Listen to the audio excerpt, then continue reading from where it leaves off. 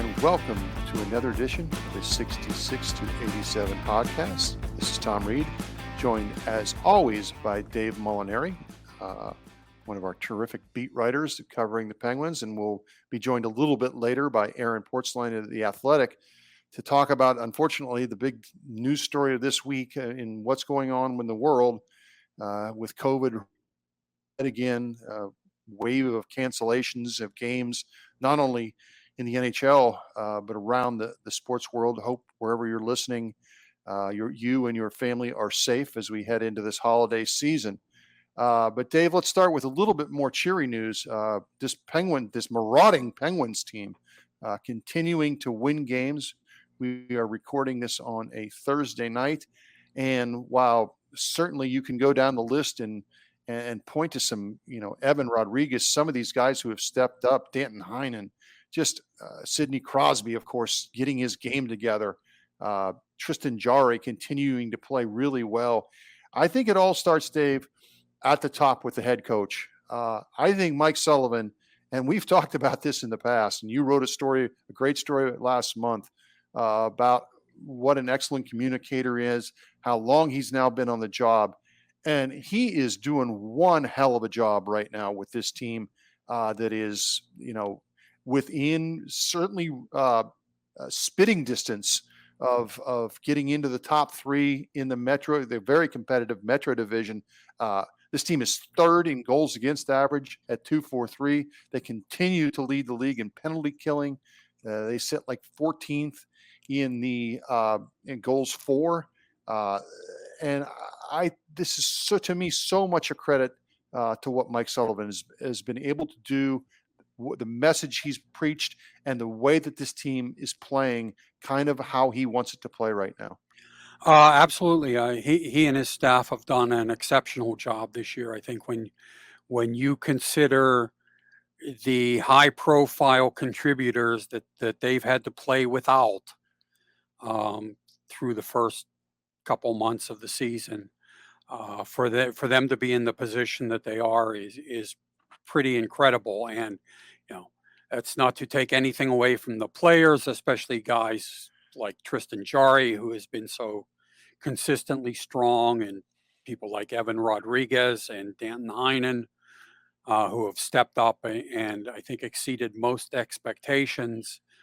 It does all start with the coach, and the coaches have not only put in a sound system for this team, but they've got the players to buy into it. And a good plan isn't worth anything if it's not executed efficiently. And the Penguins, despite a few hiccups over the first third of the season, have for the most part played a pretty strong two-way game that has allowed them to overcome more than a little bit of adversity. What is it? And again, you did such a fine job with that story. I encourage people to go back and read it.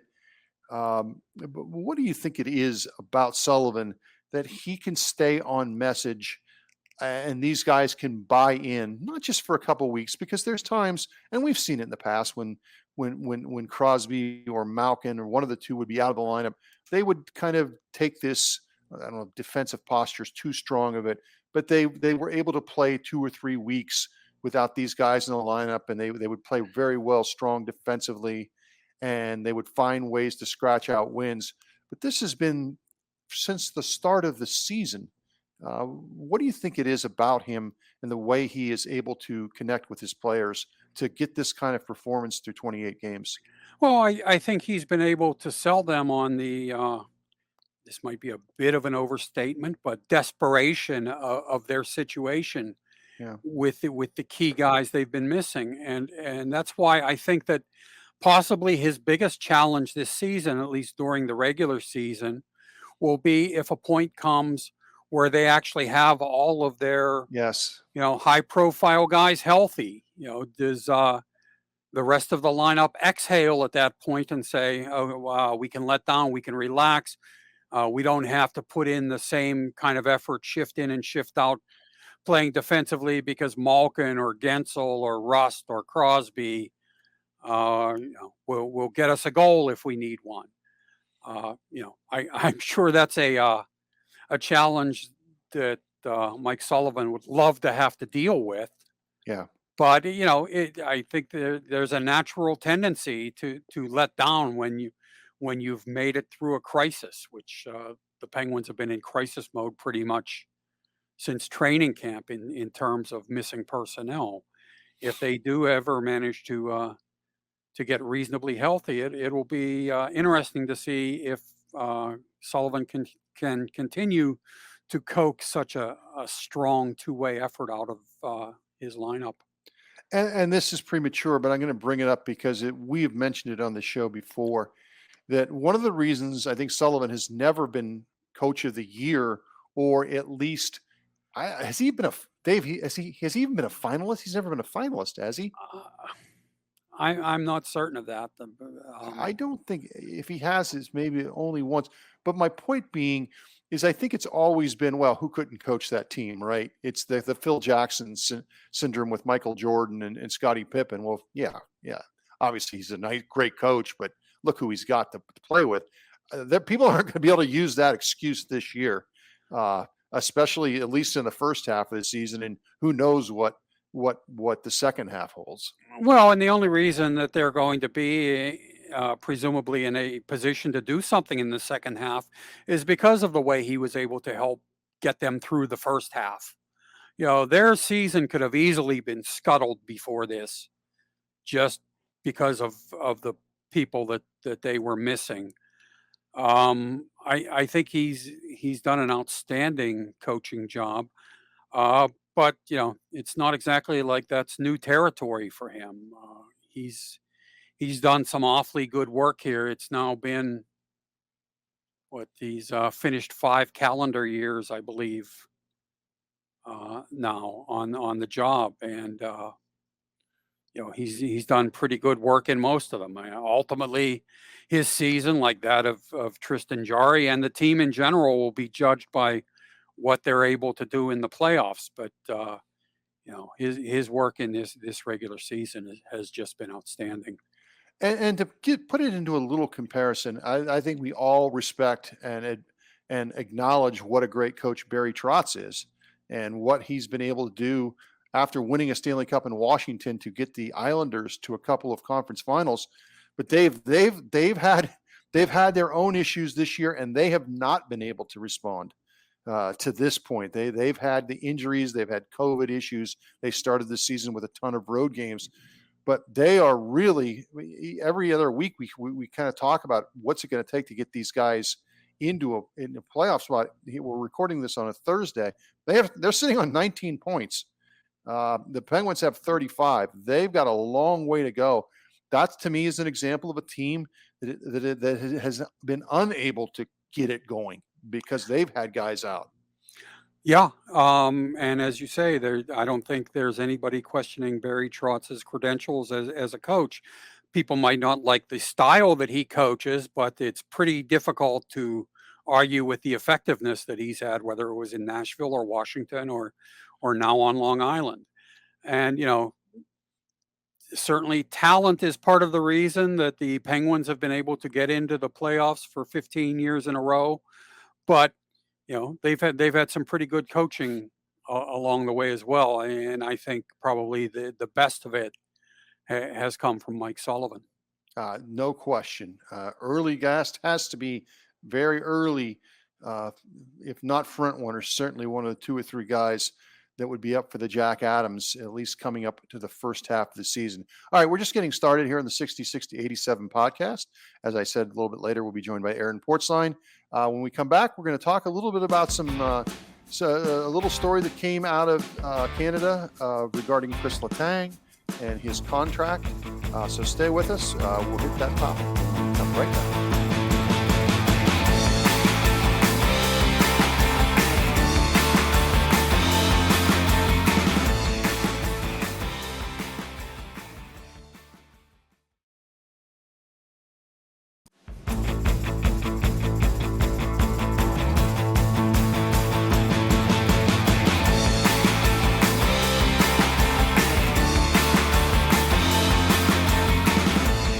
Welcome back to the 66 to 87 podcast. As mentioned, we will be joined a little bit later by Aaron Portzline of The Athletic. But right now, I wanted to kind of address a story as my garage door goes down. The kind of as Penguin fans were enjoying the local broadcast of the latest win against the Canadiens the other night on the TSN broadcast, trusted and very, very reliable insider Pierre LeBrun had a nugget that that Kris Letang and his representatives have been talking to the Penguins about a contract extension, which of course is good news for Penguins fans. They would love to keep the 34-year-old in the fold here for a couple more seasons.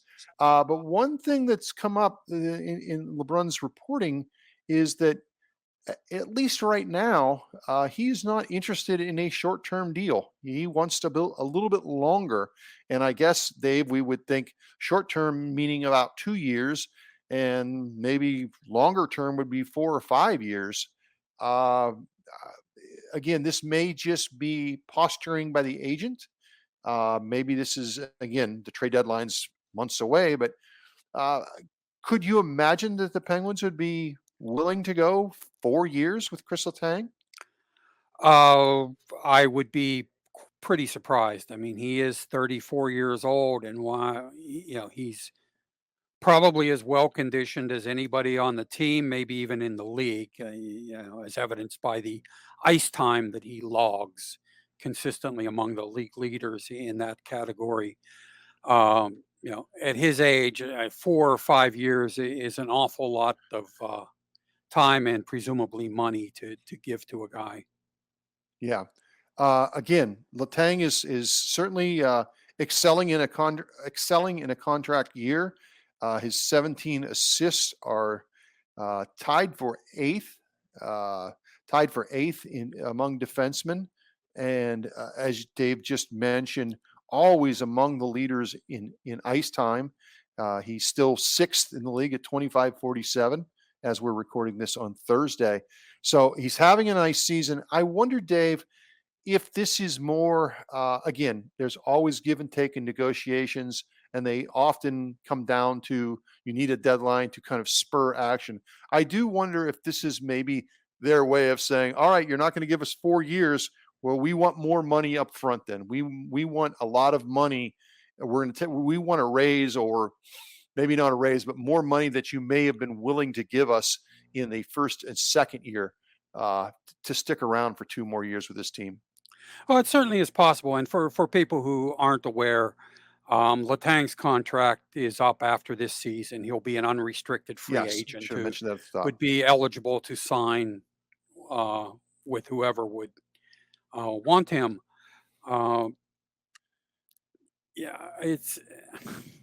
I don't know. They don't have an obvious replacement for him as a cornerstone of their defense. John Marino looks like he might be kind of growing into that role again after regressing last season. But losing Letang would create a hole on their blue line that I don't know would be quickly filled. But it's just tough to see them going along with giving him that much time.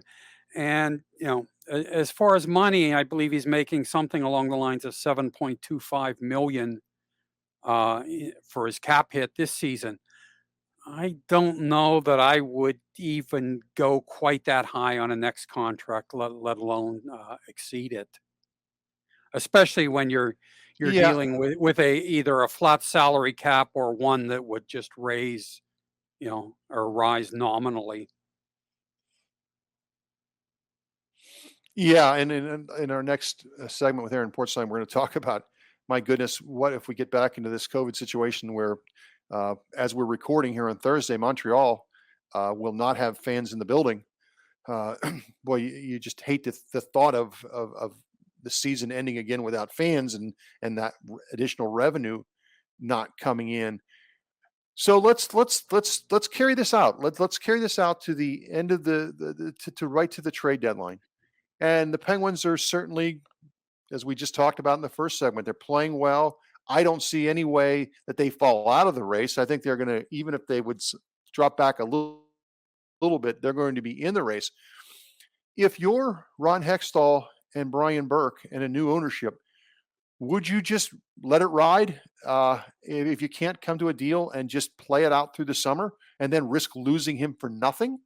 If he gets to the end of the year and say, "I'm sorry, I know that we can find somebody out there that'll take me 4 years," or would you?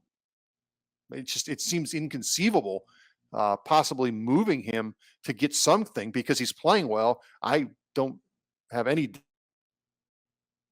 high draft pick for him. How would you see that scenario play out if we get to the deadline and there's no deal yet? Well, we don't know whether the recent change in ownership would have any impact on something like that. Yeah, good point. Certainly, when Mario Lemieux and Ron Burkle were running the show, I would have told you without hesitation that they would have wanted the roster to be as loaded as possible for a playoff run, and that trading Letang would never come up in the conversation. Right. We don't really know how Fenway Sports Group, will want things to be done, or whether Ron Hextall will have complete autonomy to construct a team as he sees fit, without any involvement of ownership. But I mean, my guess is that given the age of Crosby and Malkin and Letang, for that matter, that if they honestly believe that their window to contend for another cup is open, whether it actually is or not, that they would not trade Letang, that they would want to go in with the most formidable collection of players possible. And, that certainly would include Letang, as opposed to trading him for some asset that might pay off, 2 or 3 or 4 years down the road. And it would be a low wherever they took him. You would have to consider it would be a low. I don't know if you. I mean, the way he's playing, could you get a number 25 to 32 pick in the draft? Or would it be more of a It second really depends round? on what the market is then, and if you can get something of a bidding war going, if you get a number of teams that are interested in a right shot defenseman who can run your power play and be a factor at both ends of the ice when he's on his game, you could drive the price up quite a bit, I would think. But because he would be a nice piece to add for a lot of clubs. But really, I mean, so much can change between now and the deadline. But at this point, I find it hard to believe that they would seriously consider trading him. My guess would be if they don't come up with a deal between now and the deadline, they let it ride. That they'll play it out. I don't see any way. I agree with you. I don't. I was just playing devil's advocate. I don't see them trading him. I think they would go into the summer, and then in some ways puts a little bit of pressure back on him. And do you want to stay with this group that you've been with for your entire career and finish as a Pittsburgh? And Roethlisberger was talking about that the other day, about just how weird it was to see Joe Montana finishing as a Kansas City Chief. Would Letang really want to do that? But if we take the report on its merit, saying that he feels he can keep playing for years, then maybe he does get into a scenario where there's a team out there that might be willing to say, Kris Letang, if we can get, there are teams, of course, Dave, you know this, there are teams that would be willing to maybe give him 4 years if they thought they could win a cup in the next year or two and just bite it at the end of his deal. So I think this could play out into the summer if there's no deal. I agree with you. I don't see them trading him at the deadline if there's no deal before then. It could, and implicit in our discussion, although I guess we should lay it out explicitly, is that it's not as if the trade deadline marks any sort of deadline for negotiations.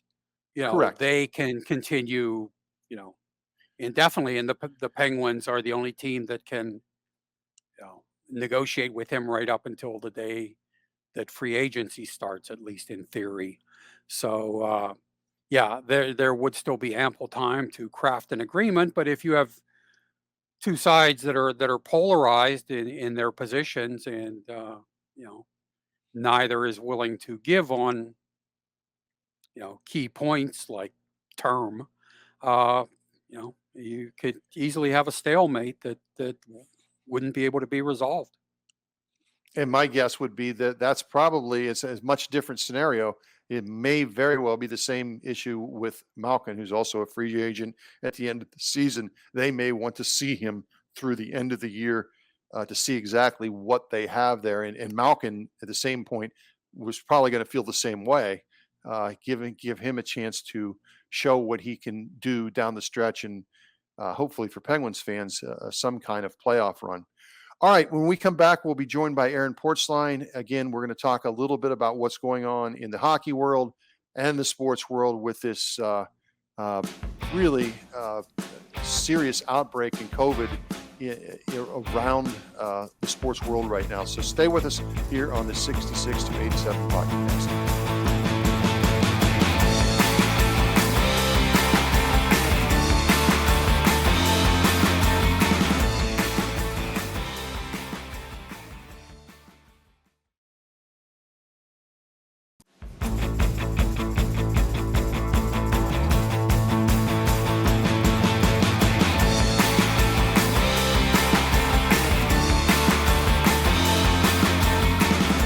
Welcome back to the 66 to 87 podcast, and we are delighted to be joined by Aaron Portzline from The Athletic. A lot of times we have Aaron on the show where we're usually previewing some Blue Jackets stuff, and Aaron is indeed on the road. But we're going to talk about something that's a lot bigger issue right now. And if you're like me, if fans are like me, you've just got that weird feeling right now about almost 2 years ago. In March, when sports kind of came to a close, and thank goodness we have vaccines now, and people that are vaccinated seem like they're staying out of the hospitals and out of the morgues. But my goodness, it is, if you have Twitter and you're a sports fan, all you have read on your timelines for the last 5 or 6 days have been about the COVID outbreaks in every league. Aaron, you are on a trip out in Western Canada right now. We're recording this on Thursday when the Blue Jackets are playing against the Oilers. They were supposed to go to Calgary. I think Calgary has like 4 players left that could play. How weird of a feeling is this? And is there any sense of deja vu for you as well? Yeah, you know what? First of all, it's good to be with you guys. It's just ominous. It does. And ironically, the Blue Jackets were in Vancouver in March of 2020 when this really started to take off and things really started to accelerate. That's where they were this year when it kind of ramped up again. Their game against Calgary on Saturday has been postponed now, so they're heading home from Edmonton. I think the coaching staff has spent the last 12, 24 hours imploring the players to worry about what they can control, which is the game in front of them, and they'll be home when they get home. But you keep thinking there's a handle on this thing, or that we've been through the worst of it, and now this is just, I don't know how much of it's the variant that's taking off right now, but it is roaring through not just this league, but other sports leagues. Montreal is going to play tonight in front of no fans. And here we are again. I think Ontario has a rule now where it's 50%. So I'm not sure how the Leafs and Ottawa handle that, but you got to think there's going to be some heavy restrictions coming to rinks in the U.S. And also, you keep hearing that the NHL is going to go back to where they were last year with no media access, Zoom only, fans not being permitted in the building. We'll see. I think that's everyone's fear, is that it could go back to that. You're right. The fact that there's vaccines and boosters now, maybe that gives the teams a way to have some people in the building when that was considered just too big of a threat last year. All these things that I think we hoped were behind us, or mostly behind us now, are kicking right up again, and I think guys are genuinely concerned. Dave, one of we talk about this occasionally when we talk about the different leagues. The NBA, certainly the NFL, baseball is on a break right now, but they can sustain this. They can sustain not having fans in the stands because of the television money. Can you imagine what a gut punch this would be to the league again? And obviously, safety first, obviously. But if we get back to this thing where we're going through a stretch of this season without fans again, what this is going to do to the coffers of these teams around the league. Well, yeah, I mean, it's a gate-driven league. There's not the big TV contract that some of the other sports have. It would be a big setback, not only for the teams but for the players whose earnings are based in part on the money that the teams generate. And if the teams are getting less revenue, there's going to be less to be spent on players. There's no good side to this for anybody. It's and it's really troubling to see the direction that this has been headed over the better part of the past week now. Aaron, the Penguins were just bought by a conglomerate, so they're probably going to be okay. But when we have you on here, obviously the Blue Jackets, a family-owned team. I can't imagine. I have to imagine that they really took a hit last year with no fans in the building for a large part of it. What would it do to a team like Columbus? Well, it's interesting. We've learned through the course of this is whatever the owner of the franchise, whoever the owner is, whatever their fortune has, wherever it's been amassed. In other words, whatever the family business is beyond hockey, that kind of determines more than anything how well they handle it. And by all accounts, the steel industry during the pandemic, lots of people undertook huge projects then that they couldn't do, construction projects that they couldn't do otherwise. My understanding is that Worthington Industries, which is the large business conglomerate owned by the McConnell family, who own the Blue Jackets, did quite well during the pandemic. So they're okay. I believe it was the Dallas Stars owner who has a huge percentage of his wealth in hotels and travel. Not well. And now Dallas may be in a much different financial situation than others. I don't pretend to know their books, but I think it goes very much from market to market. It's unfortunate. Gary Bettman just last week at the Board of Governors was telling teams that their projections have the salary cap going up by about $1 million next year, when there was fear that it could be flat again. Well, not that Gary Bettman did anything wrong, but I think that statement now is pretty dated. I can't imagine that's going to hold if there's much of a stoppage. There are players in this league, I am sure, who are going to want to tap the brakes here and would rather not play short term than to have to play in front of empty buildings again. And it's almost in Jim Mora's voice when people say Olympics, and I'm going, Olympics? Like, yeah, that just seems so preposterous now. And I think there's a lot of players who are ready to, they don't have to pull the plug yet. There's a month to go before that decision has to be made, but they would love for somebody to pull the plug on that for them so that they don't have to do it themselves.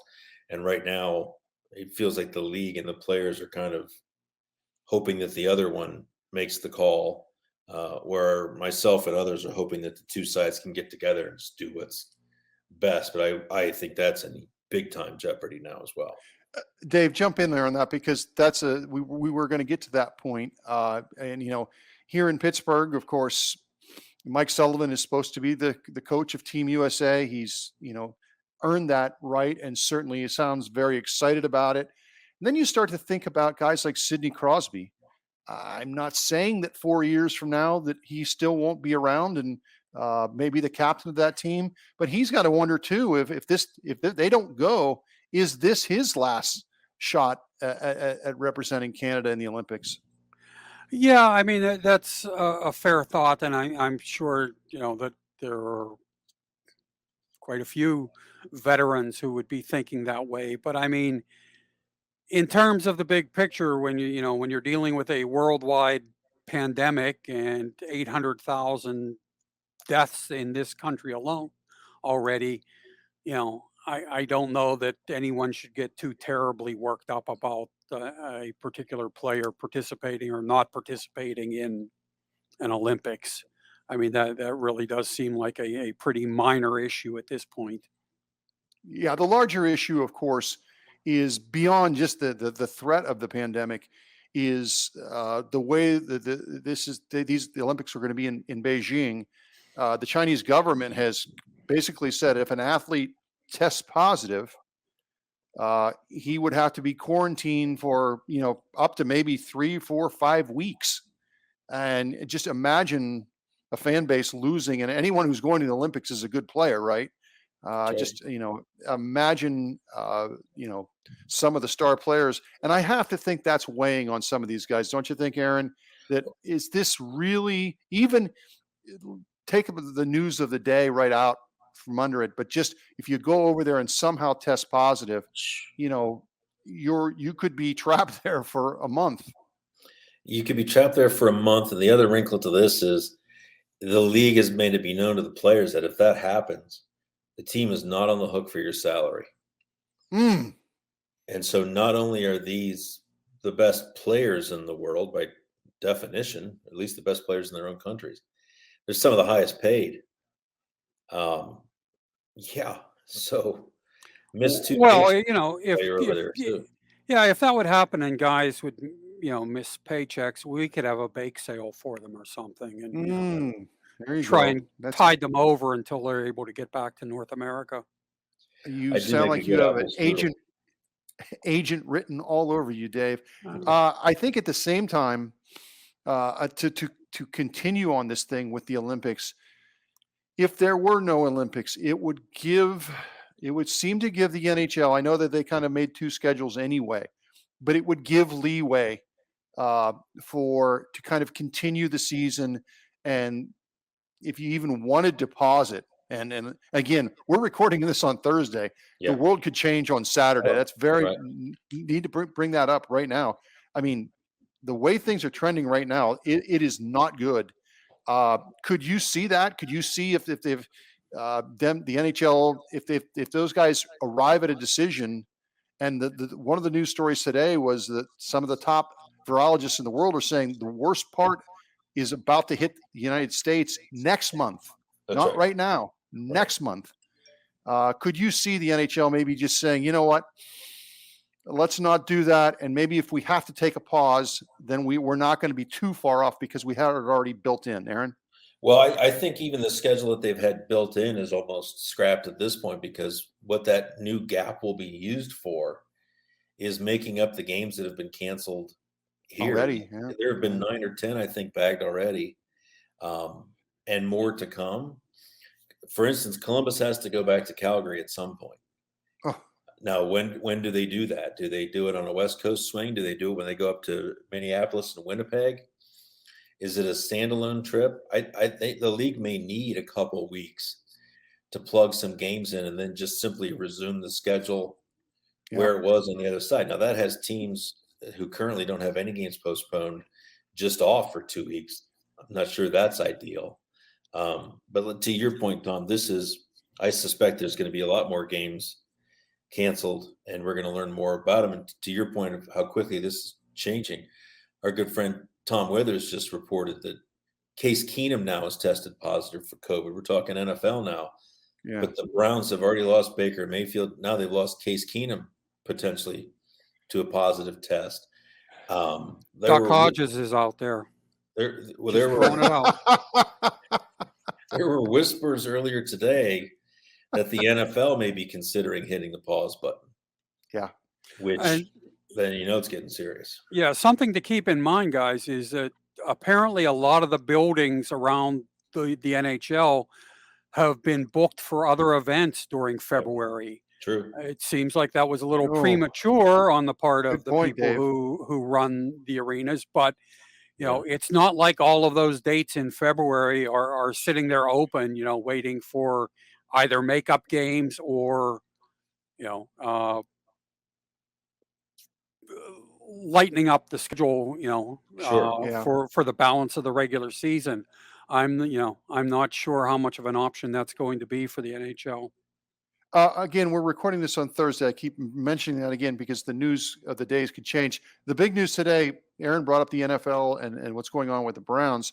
But the NFL has changed their policy. What we're seeing with a lot of some of these guys, not a lot, but some of these guys are testing positive, but they're asymptomatic. And the NFL is now saying if you're vaccinated, you don't have to pass 2 tests day after day. It can just be 1. Do you think at some point here that the NHL, the NHL and the NHLPA, Dave, kind of get together and say, all right, we've got to do something, if all possible, safely, to amend our protocol right now to try to keep these games moving along? Well, I mean, do we know that being asymptomatic means that you can't transmit the virus to other people? You can. Yeah. Yeah. I mean, yep. Yeah. But again, the NFL is taking this extraordinary step in mid-season and I think it's for one reason and one reason only, to keep the games going if they can, keeping enough players on the field to keep playing. I'm just wondering do you think the NHL will try to do something to keep games going, and maybe some of these asymptomatic players, and I know what you're saying, you could still spread it, but I mean, the Calgary situation is a classic example. They have 4 or 5 players that could play tonight.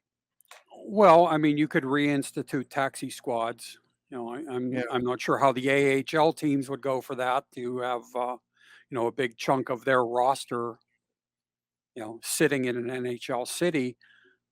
But there obviously are no easy answers to any of this. It's tough. If somebody does have an easy answer, I hope they'll share it with the world. A quick story here. Back in March of 2020, just as this is starting, our guest, Aaron Portzline, calls me and says, hey, I'm going to get a hold of some virologists, which, of course, my first question was, what the hell is that?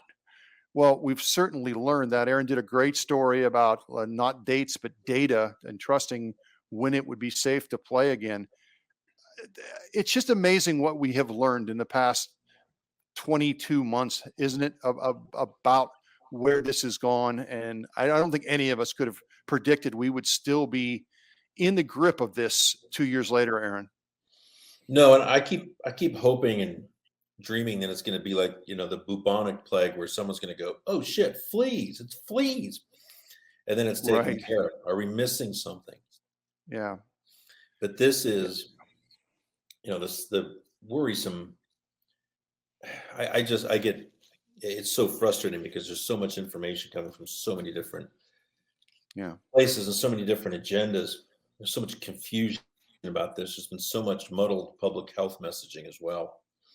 A lot of it was just in the early stages. We just didn't know what this was and what it was going to be, necessarily how it was transmitted, what were the best steps to take. But this is something that the more and more you talk to these people, the understanding is that it's not always going to be like this, or it's infecting just waves of people and canceling. It's going to be more like the flu, where it's weakened and controllable and a little bit more predictable. It can still do a lot of damage, but it's not as virulent as this is right now. The question is, how long does that take? And again, I go back to some of the public health messaging, because my Twitter line is full of it. All you have to do is retweet the fact that Montreal's not having fans in the stands tonight, and you get this hope you enjoy your vaccine, people reveling in the fact that in their mind vaccines don't work. The whole point of the vaccine was to slow the crush on hospitals, was to keep people from getting extremely sick and dying. It doesn't mean you can't get it. That's a confusion for a lot of people. I'm not sure. I think we need to take a look at how we message some of these things. But again, it all depends on who you listen to. Some people have an interest in this being muddled and confusing. They traffic in this sort of thing. They want the government and the experts to be wrong. And it's so incredibly frustrating and unhealthy to me. But the people who are vaccinated, and especially the people who are boosted, are at very low risk of getting extremely sick with this. But it can still be passed around, which is why games are being canceled, why asymptomatic guys can't play, why buildings can't be full. With each wrinkle of the virus as it continues to sort of try to keep itself alive, first Delta, now Omicron, or whatever the hell it is, it changes. And the Browns coach has had it 2 years in a row now. I'm not sure if they're different variants or what, but it's a moving, living, breathing issue that's with us. And we're all done with it. We're all free. Nobody likes the freaking mask. I'd love to burn this thing.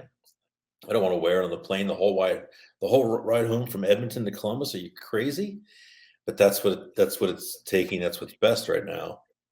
So head down and keep it going. And I think the NHL's, I hope they're going to continue to make the difficult but right decisions that they've made so far. And I think we're going to see a lot of games put on pause because Florida's got 8 guys out tonight. 8 guys out of their lineup tonight. It's a mess that's been with us too long, and who knows how much longer. Aaron, that you mentioned, what does that sound like when it comes from somebody who's on a ventilator? Yes. Right. What does it say to someone who's looking through glass at their loved one on a ventilator or saying their goodbye via Zoom? I mean, it's amazing to me that 800,000 dead doesn't get the attention of people. More than the Civil War, right? More people have died of this than in the Civil War now. And I hear people too say, well, yeah, but most of them are old. Think about that. Hey, I just had a friend, 53 years old, from back home, died last week from it. And, Aaron, you've come on the show a couple times with some really challenging topics, the death of the Blue Jacket goalie. I promise the next time we have you on here, we're just going to hopefully be talking about hockey and the great game and Zach Werenski and some of those great young players that looks like the Blue Jackets are going to have in the next couple of years. But for now, this is kind of the world that we're in. And for the great Aaron Portzline and certainly the Hall of Famer Dave Molinari, this is Tom Reed. You've been listening to the 66 to 87 podcast. We'll talk to you next week during the Christmas week. Thank you.